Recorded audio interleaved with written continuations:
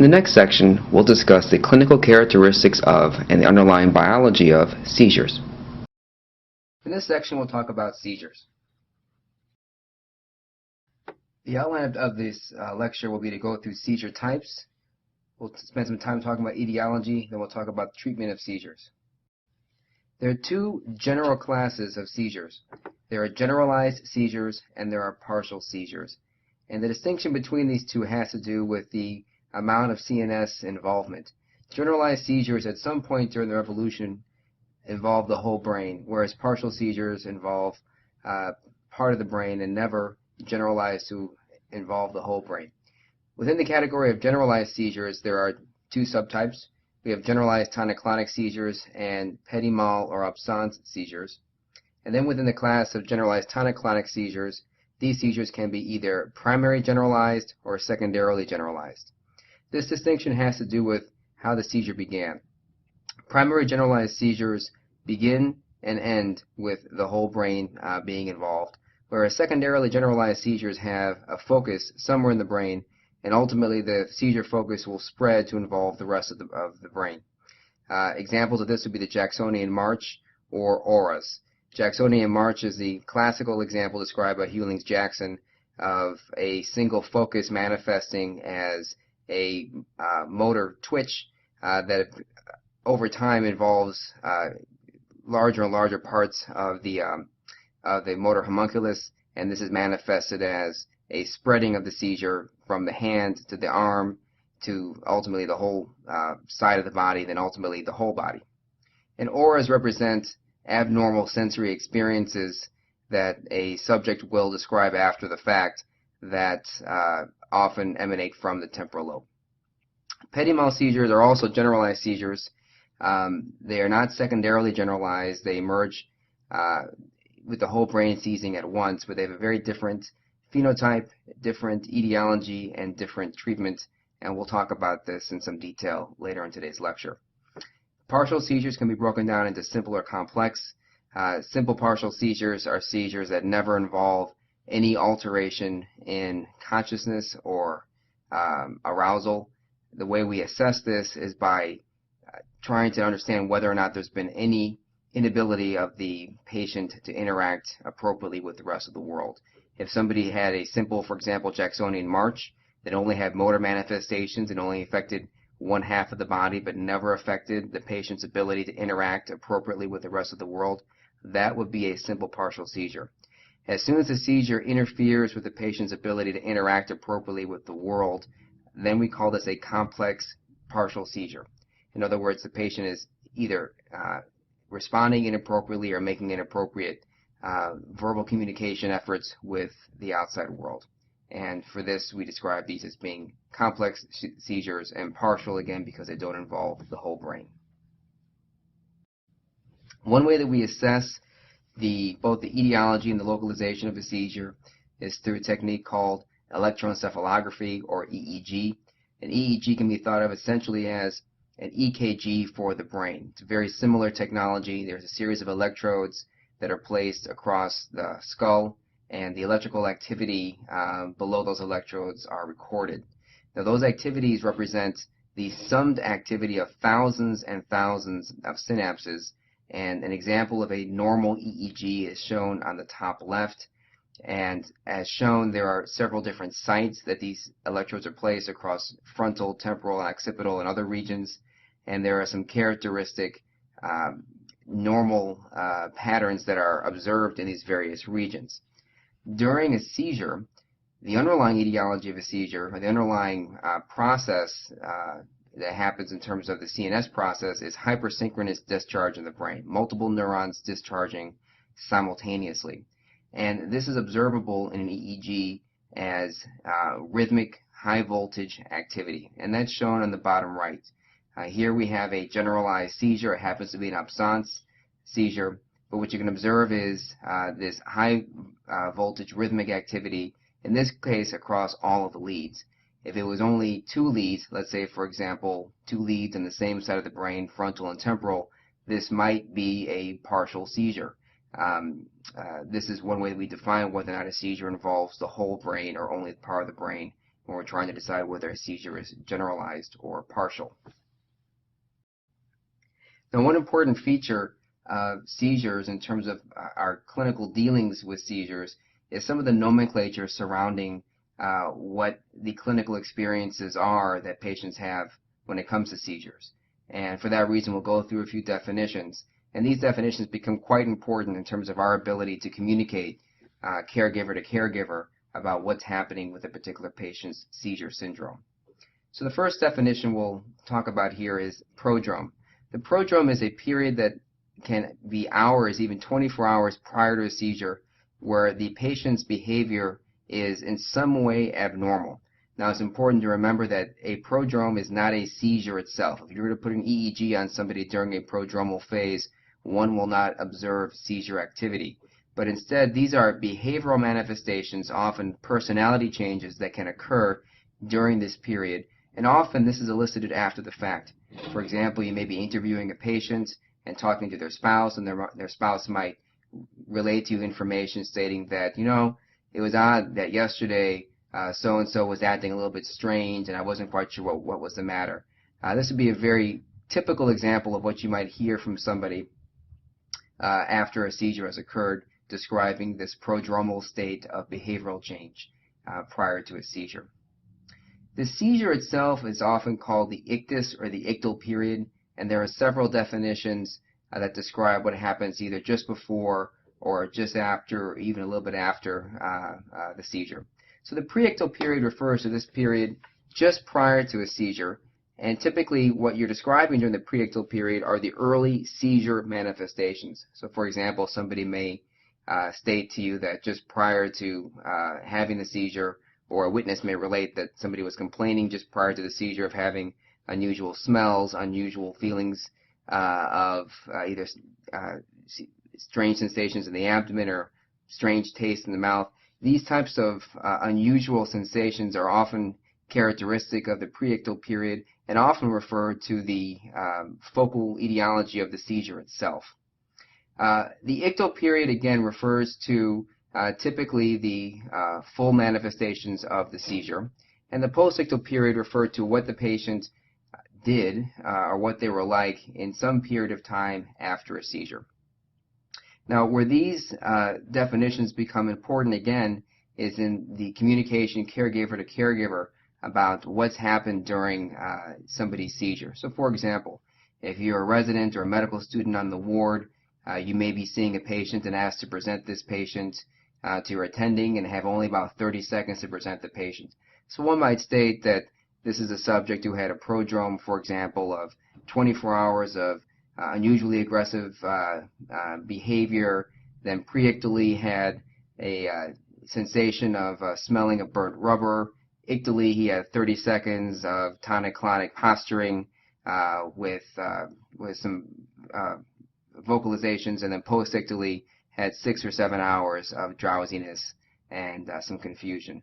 That would be a relatively concise description of somebody's seizure manifestations utilizing the nomenclature described here. Another important concept to be aware of is something called a Todd's paralysis.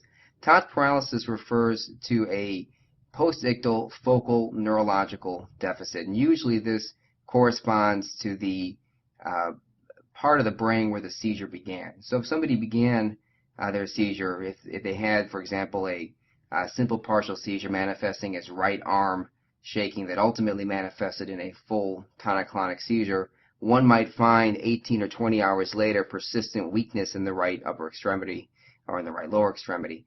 The point is the focal point of the seizure may be persistently abnormal even though the seizure itself has ended, and this is referred to as a Todd's paralysis, not a well understood phenomenon. Clinically, this becomes important sometimes because often as a clinician you may not observe the seizure or even know that somebody had a seizure and only observe the Todd's paralysis, and one has to be aware of this because one might confuse a Todd's paralysis and a particular patient population as reflective of a stroke, for example. The interictal period refers to the period between seizures that is really not related to the individual are relatable to the individual seizures themselves. So somebody may have seizures once a month or once every 2 months, but also may have behavioral manifestations that are characteristic of their seizure syndrome. A characteristic example here would be temporal lobe epilepsy. In temporal lobe epilepsy, there are both seizures as well as behavioral manifestations. And again, within the general nomenclature laid out here, one might be describing a patient and all of their ictal, preictal, and postictal manifestations, and then also describe their interictal manifestation. What other behavioral problems might they have that aren't related to or relatable to any individual seizure? The term epilepsy refers to recurrent, unprovoked seizures. Sometimes instead of epilepsy, people will replace this with a seizure disorder, but it's important to recognize these two provisos before somebody is given a diagnosis of either epilepsy or a seizure disorder. So first of all, a seizure disorder has to be recurrent. A single seizure may never recur. Any of us has a particular threshold to have a seizure, and very often a single seizure with a negative workup doesn't have to be necessarily treated, and somebody may never have another seizure again. So one wouldn't apply the diagnostic category of epilepsy or a seizure disorder in this situation. In addition, the seizure should be unprovoked, or the seizures, should be unprovoked. So if somebody has, for example, renal failure and is on dialysis, and every time they have a metabolic abnormality due to poor timing of the dialysis and they have a seizure, one wouldn't call that a seizure disorder or epilepsy, and one wouldn't treat those patients with an anti-seizure medication. One would treat the underlying problem. So these are two important two important provisos of this diagnostic category. Status epilepticus is a medical emergency. This refers to a continuous seizure lasting for greater than 30 minutes, or if a patient has 2 or more seizures without recovery of consciousness. Again, the importance here is that this is a medical emergency. There is a substantial mortality rate for status epilepticus, and this has to be treated very aggressively when it's encountered. So the next several slides will talk about what the typical sequences of types of seizures are. Hopefully this will help put some of this into some more context. So the typical sequence of a generalized tonic-clonic seizures might be as follows. There might be a prodrome, and as mentioned before, this is not an electrographic seizure. You wouldn't find a seizure type, seizure-like tracing on an EEG. And it consists of abnormal behavior that could last for several hours, even 24 hours prior to a seizure. Preictally, somebody may claim to have either strange smells or a strange taste in the mouth. This would be electrographically recordable as a seizure. The seizure itself may look like sudden, what's called ophthalmotonic posturing. This is forearm extension and arching of the back, which may come along with vocalization, and is frequently followed by bilateral clonic jerks for about a minute, and often there's tongue biting and incontinence associated with this. This is a pretty typical duration. Typically, if someone is having seizures for more than an individual seizure lasting for more than 10 or 15 minutes, if it's not status epilepticus, I would be concerned about the veracity of whether or not this is a bona fide seizure. Postictally, patients may be confused and drowsy and may sleep for several hours, and the EEG very often will initially show a focal seizure, which will then generalize.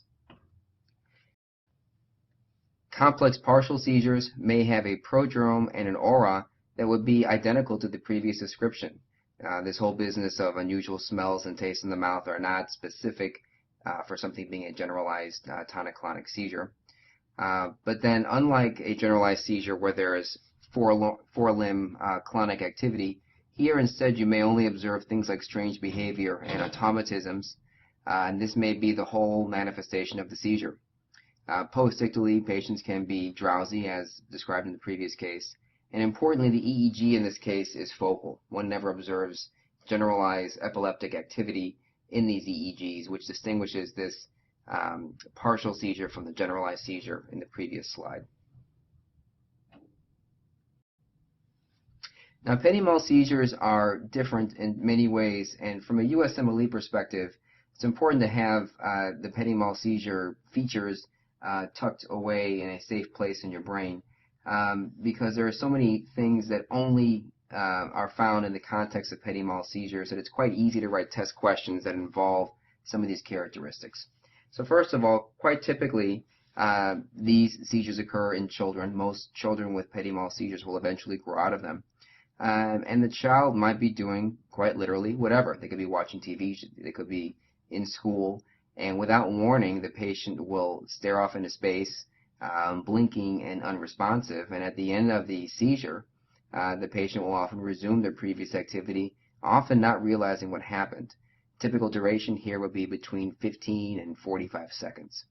Importantly, there's no post-ictal phase. This is one of the unique things, one of the several unique things that I mentioned before. There's no post-ictal phase and there's no pre-ictal phase. The patient goes from their normal average routine instantaneously into the full manifestation of the seizure, and then instantaneously returns right back to their previous state. These again are quite atypical of other types of seizures. The EEG also has a very characteristic appearance. First of all, this is a generalized seizure, so one finds abnormal activity across the whole brain. And then characteristically, there is what's known as a 3 Hz spike and wave activity. And again, this 3 Hz frequency of activity is characteristic of this particular type of seizure. And then finally, this is one of the few seizures for which we have a reasonable understanding of the underlying etiology of the seizure. It's very likely that a particular kind of calcium channel, known as a T-type calcium channel, which is responsible for a particular kind of activity in the thalamus, is probably abnormal in these patients. And this will tie into, as I'll describe in the next slide, some of the therapeutic approaches that are used for petit mal epilepsy. So in terms of therapy for seizures, as we've learned about in previous lessons, there are all sorts of potential targets to, quote, quiet down abnormal neuronal activity. One can target sodium channels, one can target chloride channels, glutamate receptors. All of these things, by blocking influxes of sodium or increasing chloride or blocking glutamate, all of these things would have the potential of decreasing abnormal excitation. So phenytoin, carbamazepine, lamotrigine, these are all drugs in very common use. They all work, at least at some level, to block sodium channels as part of their mechanism of action. We can potentiate the influx of chloride through chloride channels. This was described in a previous lesson. So all the benzodiazepines and barbiturates, these are allosteric modulators of chloride channels. That is, they'll potentiate GABA-induced chloride influx. Glutamate, again, the most potent and prominent excitatory neurotransmitter in the CNS, can be blocked with topiramate. And we also can potentially use specific channel blockers for epilepsy syndromes for which we understand the abnormalities of the channels. This really only exists for one type of epilepsy, and that's opposite epilepsy, where, as mentioned previously, these T-type calcium channels are likely the responsible player in this seizure syndrome, and ethosuximide is a drug which targets these channels. This concludes our section on the clinical characteristics and biology of seizures.